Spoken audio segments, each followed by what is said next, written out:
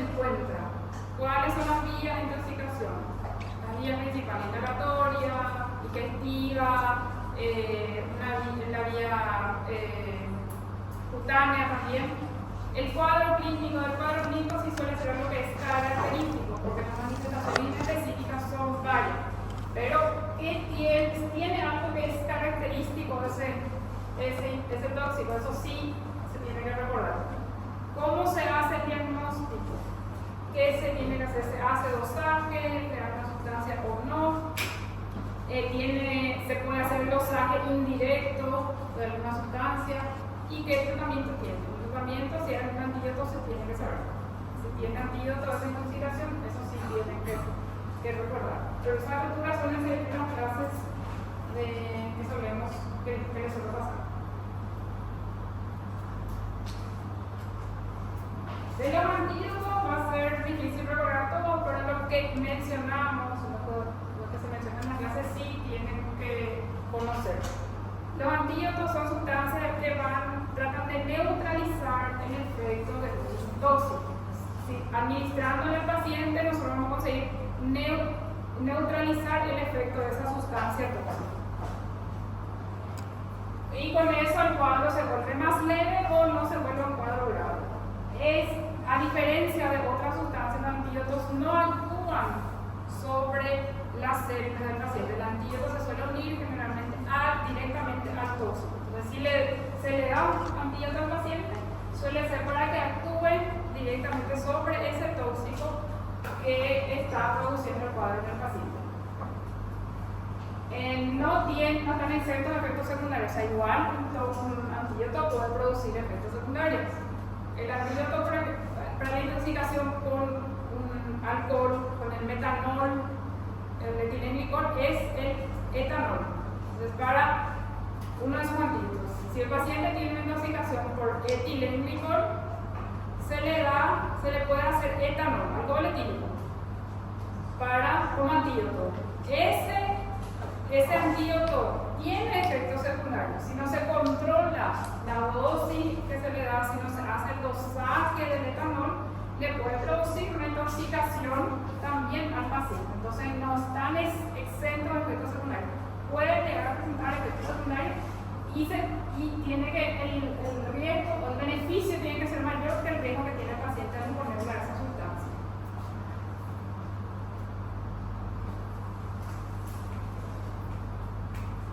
Hay muchísimos antídotos, vamos a ir recordando de acuerdo a cómo vamos viendo. Lo primero que nosotros vamos a ver va a ser la pralidoxina, que se usa en insecticidas, los granos fosforados, que forman parte del síndrome colinérgico.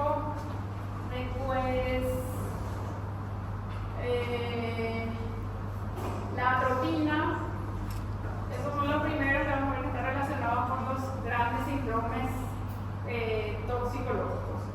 La atropina, que sirve para compuestos de granos fosforados, y la pralidoxina, que sirve para compuestos de granos fosforados también.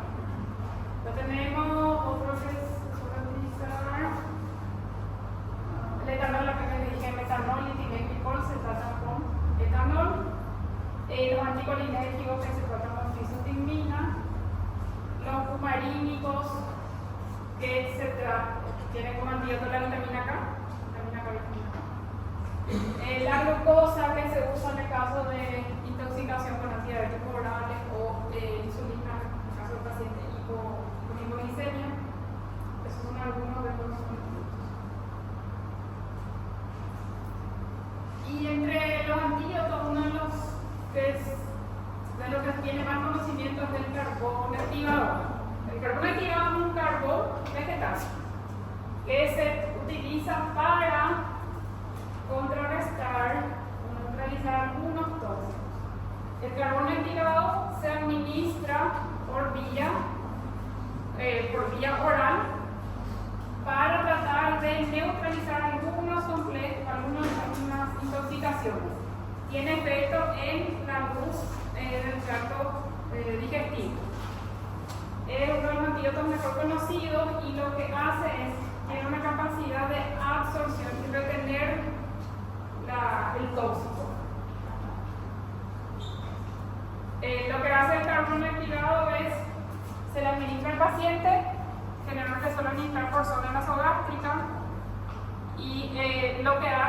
si es que eso se utiliza así, dependiendo de cuál sea el compuesto, y si consumió por vía oral. Si se consumió por vía oral no tiene sentido porque es para tener efecto en la tracto intestinal. Lo que hace el carbón activado, suponiendo que este carbón activado tiene mucha capacidad de absorción, atrae hacia sí, si es una sustancia, dependiendo de qué sustancia sea, atrae hacia sí, y lo que va a hacer es mantener esto en la luz del intestino. Entonces no se va a absorber con el aire, va a permanecer de esta forma. Y lo que se suele administrar después es un laxante o catártico para acelerar su eliminación. Entonces, la concentración en sangre va a ser menor porque nos va a pasar al tracto, a la circulación. Va a permanecer acá, pero se tiene que acelerar su eliminación por el tracto digestivo para que pueda eliminarse esa sustancia tóxica. Entonces va a neutralizar algunas sustancias, no se puede usar en todas. No sirve para ácidos ni bases. Alcalino suele servir, metales tampoco, pero hay una lista larga de sustancias para las que sí sirve. Entonces se le va a administrar, va a retener dentro de la luz de la luz negativa y se tiene que favorecer o acelerar su eliminación de alguna manera.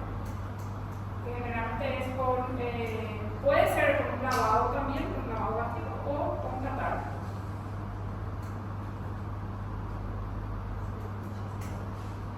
Y es de esta correlación, o sea, un carbón vegetal que viene en frasquitos y eso se diluye para administrar.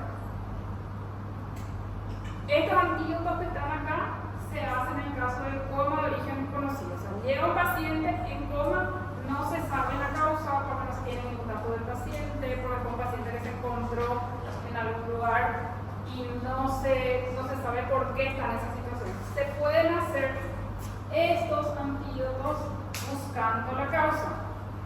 Lo primero que se tiene que hacer en un paciente que tiene alteración del nivel de conciencia, si pensás o no que está intoxicado, siempre es el control de la glucosa, el control de la glicemia, que es la glicemia capilar. Eso es lo primero que se tiene que hacer, independientemente de que pensemos que es un paciente intoxicado o no. Entonces, puede ser que tenga coma, por eso nomás su glicemia estaba baja, por algún motivo no comió, el paciente que estaba en estado de ebriedad, es un paciente diabético que se aplicó insulina y no se alimentó, bajó la glicemia y perdió conocimiento.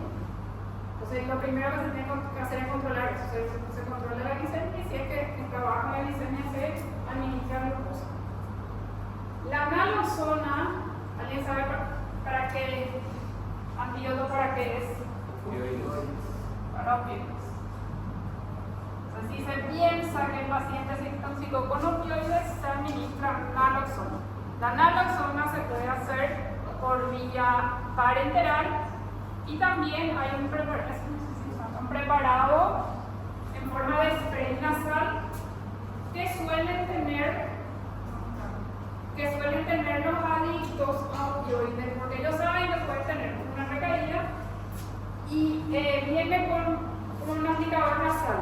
Se aplica en cada fosa nasal y eso puede ayudarle a salvar la vida de ese paciente. Por eso, que es adicto suele tener eso, aunque esté tratando una desintoxicación, suele tener, porque puede ocurrir algo así. La tiamina se suele utilizar en pacientes alcohólicos, en pacientes que pueden tener déficit de esta vitamina y que se puede producir por ese déficit. ¿Qué patología? ¿Sabe? ¿Qué encefalopatía? Seguro que es encefalopatía de Wernicke. Eso se utiliza en estos pacientes que se sospecha que son alcohólicos, se puede utilizar. Y el flumazenil es antídoto para los benzodiazepinas. Un paciente que se piensa que por haber consumido un exceso de benzodiazepinas, también se puede utilizar el flumazenil.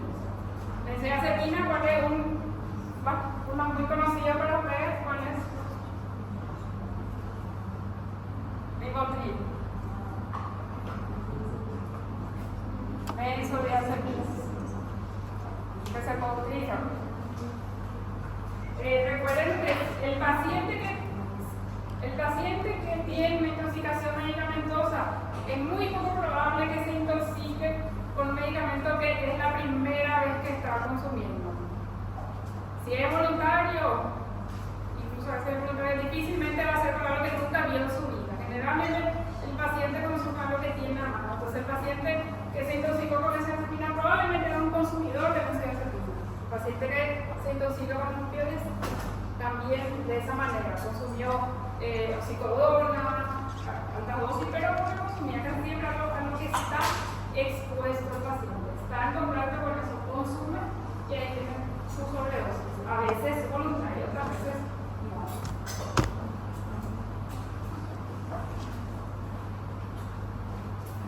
¿Alguna pregunta? Doutora, tem algum tempo para fazer isso daí ou não? ¿Cómo? Tem algum tempo previsto para ser feito? No, muchas veces no vas a saber cuánto tiempo estuvo inconsciente el paciente, no se tiene que hacer nomás. La glucosa, el paciente con hipoglicemia puede quedar con secuelas ya irreversibles, con mucho tiempo, hipoglicemia puede no revertir. Pero los otros no, si es que en este caso, si el paciente tiene intoxicación por opioides con compromiso respiratorio, apnea, ahí no es mucho tiempo lo que tenía, ¿verdad? Porque si no se hace enseguida, el paciente va a fallecer. Las benzodiazepinas difícilmente solas, la benzodiazepina inyectada sí, tiene un efecto mucho más grave, pero las benzodiazepinas solas difícilmente van a producirle un coma muy profundo de muchas horas en el paciente. Porque eso que suele ser un paciente que consume luego esos medicamentos. Con estos sí pueden ser cuadros más graves. Con este, y si la glicemia está baja, no tenés mucho tiempo. Pero en este, si el paciente entra en apnea o empieza a afectar un edema de pulmón, no tenés mucho tiempo por hacer. Acá sí los cuadros suelen ser un poco más leves. Si es demasiado severo, generalmente asociado benzodiazepina con otra sustancia depresora, por ejemplo alcohol. Porque también suele ocurrir eso que combinan alcohol con benzodiazepina.